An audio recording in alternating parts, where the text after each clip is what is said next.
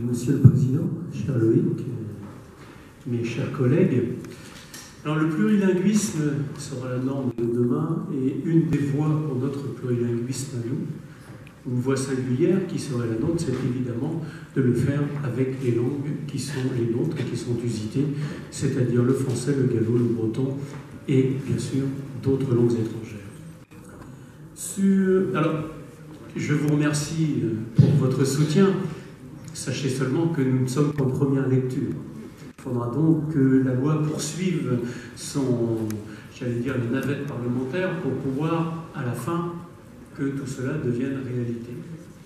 Il y a eu effectivement des avancées qui ont été expliquées par mon collègue Marc Le Fur, alors, que je salue évidemment. Je disais, vu que nous passons nos nuits ensemble, rassurez-vous, en tout bien, tout honneur, et sans que cela puisse être répréhensible, que ce soit par la législation ou par la morale. Donc, mais c'est vrai que j'apprécie vous savez, vous extraire des consignes de vote de vos différents partis pour défendre les langues de Bretagne et défendre la Bretagne. C'est ce que j'attends évidemment d'un parlementaire qui est issu d'un territoire, de savoir d'où il vient et pourquoi il se bat. Et il se bat pour les gens qui ont voté pour lui. Mais enfin, c'est ma façon en tout cas de voir les choses. Alors, cette victoire, qui j'espère ne sera pas une victoire à la Pyrrhus, est évidemment une victoire collective, parce que je prêchais au Le Gauthieri de Fougères, on prêche des faits au lit le galop, qui était là aussi, et nous avons cette Bretagne, j'allais dire, chevillée au corps, et effectivement, j'apprécie cette façon parce que il faut bien comprendre que de plus en plus, le peuple se détache de ceux qui sont censés être ses élites, c'est-à-dire ceux qui les représentent. Pourquoi ? Parce qu'ils trouvent que finalement on ne les représente pas. Et donc c'est un gros problème. On peut très bien avoir finalement une classe politique qui soit complètement déconnectée par rapport aux attentes de terrain. Et ça ne peut pas fonctionner. Je tiens à le dire ici parce que je crois que nous mettons en danger nous-mêmes avec, pour vouloir soutenir soit un parti, soit un gouvernement, eh bien nous mettons en péril même la démocratie. Et je crois que c'est vrai, c'est très important. Alors, on a vu, la région Bretagne a été depuis longtemps la collectivité locale qui a pris en charge la langue bretonne et la langue galaise. Ça s'est vu avec l'OPLB, ça s'est vu avec l'Institut du Gallo, et des départements ensuite ont suivi. Nous avons développé en particulier quelque chose qui me paraît fondamental, qui sont la possibilité de faire de nouveaux locuteurs de la langue avec des stages de 6 à 9 mois. Nous avons réussi pour le breton à couvrir à peu près tout le territoire. Et nous avons là une formidable arme pour pouvoir former de futurs enseignants. C'est-à-dire que la généralisation de l'offre d'enseignement bilingue breton-français est aujourd'hui, grâce à cela, à notre portée. Et ça, c'est la région qui me l'a fait.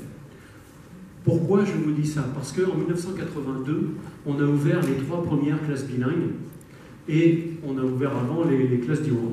Mais les classes du public, c'était en 82. Et le rectorat, à l'époque, l'éducation nationale, nous disait « Ah mais vous comprenez, il n'y a pas d'enseignants. » On est quasiment 40 ans après.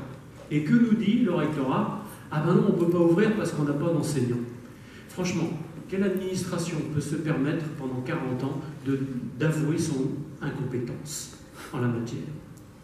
Et c'est le problème. Et alors quelquefois je suis disruptif, il faudra me pardonner, mais je leur dis, et je l'ai dit d'ailleurs au ministre, je dis ça fait longtemps que si la région était chargée de tout ça, ça fait longtemps que nous, on aurait le nombre d'enseignants qu'il faut. Et ça, pourquoi le nerf de la guerre derrière? C'est évidemment le nombre d'enseignants qu'il y aura au concours spécial de professeurs des écoles. En continuant à mettre une portion relativement modérée, et il a fallu batailler ferme pour que l'État respecte sa signature dans la Convention, parce qu'il avait mis 25% pour le concours spécial, et la rectrice qui est partie n'en mettait plus que 17. Donc à chaque fois, c'est un combat. Mais le nerf de la guerre, il est bien là. C'est-à-dire que les enseignants qui sont là aujourd'hui, qui sont monolingues, qu'on n'a pas formés, eh bien, ils vont faire leur travail pendant 40 ans, voire 42, 43, enfin 44 peut-être, 45 bientôt. Donc, vous voyez bien, et ce sera beaucoup plus dur de les former ensuite. Donc, il faut le faire à la base. Et j'avais proposé un certain nombre de choses, mais d'inventer en Bretagne un master à 3 ans. Master 0, préformation à la langue bretonne. Master 1, eh bien, le master MEF normal, hein, qu'on fait bilingue. Et puis la troisième année, eh bien, on sort, et là, on a 3 ans derrière. 3 ans, en fait, de formation. Et là, évidemment, c'est totalement différent. Aujourd'hui, on arrive même à mettre dans les classes des gens qui ont simplement 9 mois de breton, voire 6 simplement. Donc, vous voyez bien, c'est totalement différent. Alors, cette généralisation de l'offre d'enseignement, elle est à notre portée.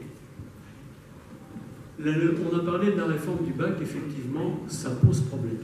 Et Monsieur le Président, vous vous étiez ému avec votre collègue Carole Delga, entre autres, sur cette réforme. Et je crois qu'il y a une mesure qu'il faudrait faire comprendre, c'est-à-dire que les langues régionales doivent être alignées sur les langues anciennes. Ce qui veut dire qu'on pourra les prendre en sus et qu'on aura évidemment la bonification au bac, parce que pour l'instant, quand vous avez LVC, le coefficient c'est 1. Donc, franchement, c'est pas... pour avoir des points supplémentaires, c'est pas franchement l'idéal.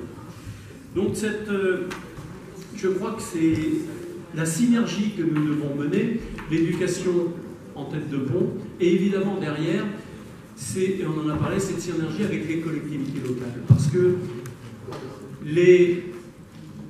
à Pagouriou, c'est-à-dire, le mot me vient spontanément en breton, vous m'excuserez, mais les crèches, voilà, c'est le mot que je cherchais, ce sont des compétences communales. Les centres aérés, ce sont des compétences communales. Et effectivement, il faut qu'on travaille ensemble pour qu'on puisse développer toutes ces activités, à la fois en breton, et honnêtement, en gallo, on pourrait le faire très rapidement, parce qu'il y a quand même une certaine intercompréhension. Si le gallo est une langue différente du français, entre autres par l'utilisation des prépositions qui est la même utilisation qu'en breton, avec la préposition avec, par exemple, c'est le même esprit qu'en breton, mais évidemment, quand on vous parle gallo, si on vous dit que je pose au lit quand on lit, eh ben, c'est avec lui, forcément, c'est assez facilement compréhensible au bout d'un court moment. Donc, on pourra développer effectivement en gallo des centres aérés et ce genre de choses. Voilà, je ne vais pas être plus long, mais je vais dire que nous, avec les maigres moyens qui sont les nôtres dans les institutions qui sont les nôtres, hein, nous ne sommes pas avec une autonomie régionale comme en Espagne ou avec un État fédéral, même si je l'appelle évidemment de mes voeux, mais il faudra prendre et il faudra développer encore plus si nous voulons que ces langues-là, qui sont classées en grand danger d'extinction par l'UNESCO, demain soient bien des langues vivantes. Je vous remercie.